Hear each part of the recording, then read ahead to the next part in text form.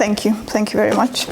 I would like to talk about the context of Al-Aqsa flood operation, about what actually happened on the day, the legal implications, and I also want to touch on the narrative of the resistance and the language they use. And my aim is to encourage a more adult debate than the infantile, which is spread at the moment and even pushed on us through criminal legislation sometimes, which is, the religious fanatic terrorists on the one side versus the children of light and the most moral army in the world on the other. So what is the context? And forgive me here for repeating much of what Mr. Serrani has already said, but I believe this is the context we should be looking at when we are talking about armed resistance as a last resort. So in 1917, as we all know, the Balfour Declaration designated the land of the Palestinian people for the establishment of a settler colony, a so-called national home for the Jewish people. It didn't give any right to self-determination of the 90% native population which lived there, didn't recognize any nationhood of them, and merely referred to them as non-Jewish communities. In 1922, the League of Nations then incorporated this into the mandate for Palestine, turning it into international policy and law itself. After the British had exiled Palestinian leadership and destroyed their defense capabilities, a brutal ethnic cleansing ensued in 1948, known as the Nakba, against a largely defenseless indigenous population, 2/3 of which were expelled, 530 villages or so were destroyed. Jewish settlements, parks, and forests of non-native trees were planted on top of these ruins to erase every trace of their existence. All that is left of some of these villages are aerial pictures which were taken of them in preparation for this genocide. This ethnic cleansing, which in fact continues to this day, and the denial of the right to return of the refugees, is an essential part of the Israeli state and has been since its inception, a sine qua non of this state. An important detail to keep in mind when we are accusing those that deny its right to exist as inciters to genocide. The so-called Gaza Strip is the artificial creation of an ethnic cleansing and of the fact that Egypt would not open its borders to the refugees. Ben-Gurion at the time decided that this tiny piece of land was to become one big refugee camp, while the villages around it were to be burnt and the stone houses demolished to prevent any refugee from ever returning. The kibbutzim which were attacked on October 7th were built on the ruins of these villages and played the key role of holding the new border. These and other kibbutzim, built even before the Nakba, were the spearhead of Zionist settlement policy from the mid-30s through the early 50s. They were an integral part of the colonization of Palestine. And in the eyes of the Palestinians looking at them from behind the wall, they represent the incarnation of colonial violence. To this day, they also remain partially militarized with their so-called rapid response units. In 5 of the kibbutzim which were attacked on October 7th, these units actually successfully pushed back the attackers. Further context is, of course, the occupation of Palestine since 1967, the apartheid, the siege of Gaza, the 5 devastating wars waged on Gaza, over 11,000 Palestinians killed just between 2000 and 2023, thousands of Palestinian detainees in Israeli prisons, in appalling conditions, arrested at random, double the number since October 7th, tortured, sometimes to death, kept in cages without any due process. 7 million Palestinians living in extreme conditions in refugee camps outside of Palestine in neighboring countries. The unprecedented expansion of settlements across the West Bank and the daily violence and pogroms perpetrated by the settlers against Palestinians with the full support of the Israeli state. The context is also the incursions into Al-Aqsa Mosque by the IDF and the plans to build the 3rd temple in place of the mosque. The context is also Israeli officials repeatedly rejecting in absolute terms any possibility of a Palestinian state ever being established. Netanyahu showing the map of Israel from the river to the sea at the UN. The context is also the futility of peaceful protest, as we have seen through the Great March of Return. the futility of all the human rights reports of over 900 UN resolutions and so-called peaceful settlement process, which we know where it led. And while there have been some instances where Palestinians have managed to use the law, and after October 7th, more so, as a tool of resistance, on the whole, we have heard how the so-called law has been treating them. All of these things are important when we consider the legitimacy of recourse to organized armed resistance as a last resort in light of forcible denials of the right to self-determination. So what actually happened during the raid?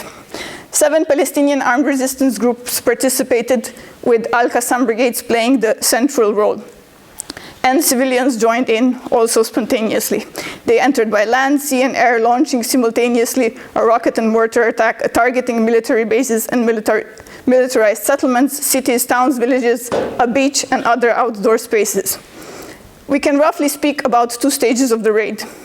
The first was the extremely successful precision strike on the very surveillance and communication nodes the IDF relied upon to mobilize a response in case of an attack. Along the border, the fighters neutralized sensors, cameras, radio intercept capabilities, human intelligence, monitoring, and the repeating stations. They struck the headquarters of the Gaza division, the local intelligence hub, and they delayed what should have been an instant response to one that took many hours. This is also partially why there was such a huge number of victims. Which brings us to the death toll. And here I should say the death toll also includes people killed by the IDF themselves. Around 314 Israeli military personnel and police forces. Some of them hors de combat, so shouldn't have been targeted. 63 members of the kibbutzim rapid response security units, so also armed people. And then about 800 civilians that were unarmed. About 1/3 of those women and less than 5% children. Also, there were 232 unarmed civilians abducted and 20 Israeli security forces. The civilians killed included, unfortunately, people trying to flee or hide, and most regrettably, even some that surrendered. It included those targeted on roads, in private and public shelters, into which the military threw hand grenades, shot, and even launched RPGs inside. People were killed in fields and orchards, those hiding in bushes, toilets, and in houses, which were systematically set on fire, with some people burnt inside alive. Several soldiers' bodies were decapitated bodies. I don't mean, where they were still alive. Their heads and faces stepped on. There was displaying of bodies as trophies. The body of one woman was paraded through streets, minimally dressed, her breast exposed, her head held up by her hair, spat on bystanders. And of course, there's other unpleasant stories. I will not go through them because I'm running out of time. What is most striking is that despite vast criminality actually taking place, there was nevertheless a series of outrageous lies being pushed about the attacks by the first responders, by the IDF soldiers, by the government, and then of course the press ran with it without any scrutiny. And even after they were being debunked, they still kept the narrative. These lies included the 40 beheaded babies, which never happened, dozens of children bound up, burnt and executed, a baby baked in an oven, a fetus cut from the stomach of a woman, fighters playing with fetuses, etc. Blinken spoke before the Senate about a family of 4 where the father had his eyes gouged out, mother breast cut off, daughter foot cut, son's fingers cut. None of this ever happened. And despite all these lies being largely put out there by Zaka, this ultra-Orthodox religious volunteer group, the first responders, even after we knew these were lies, Netanyahu thanked them in public for taking to international media, which he referred to as another front in the war. So the question is, why all these lies if there was ample criminality they could point to? And it seems they instinctively knew that people would not be that outraged or enough outraged, or they couldn't dehumanize the Palestinians enough for their continuous plan of ethnic cleansing against them. So they launched these lies, but they were quickly debunked. Now another lie was launched, the rape allegations. And this was apparently based on a pollster called Frank Luntz, who conducted a series of polls and found that the rape allegations were the most likely to get people riled up for a horrific assault on Gaza. I don't know whether to skip if I'm just having 5 minutes. Perhaps the most tragic side of these lies is that they're an accusation in a mirror in more ways than one. There was a baby thrown in an oven, but it was a Palestinian boy during the Nakba. There are beheaded babies, but they're babies being beheaded in Gaza by 1 ton of explosive worth of bombs dropped on them. As for the rapes, they were one of the tactics of intimidation used to drive the ethnic cleansing of '48. It is exactly the rapes and the subsequent intentional spreading of the news about them through so-called whispering campaigns in order to increase fear among the population that are suspected to have been the main driver of people fleeing in fear. Another accusation in a mirror is a genocidal intent on the part of the resistance and even Palestinians as a whole. On May 7th, at the US Holocaust Remembrance Ceremony, Biden said, and I quote, "Driven by ancient desire to wipe out the Jewish people of the face of the earth, over 1,200 innocent people, babies, parents, grandparents, were slaughtered in the kibbutz, massacred at the music festival, brutally raped, mutilated, and sexually assaulted." Not only did he repeat a lot of the debunked lies, but he spoke of the resistance having some sort of genocidal, ancient desire to wipe out the Jewish people of the face of the earth. And it's not just Biden. 240 so-called legal experts have signed an open letter claiming that this was genocide. Now, for example, Hamas have reaffirmed again and again that their conflict is with the Zionist project, not with the Jews. Yet, as they quote, "It is the Zionists who constantly identify Judaism and the Jews with their own colonial project and illegal entity."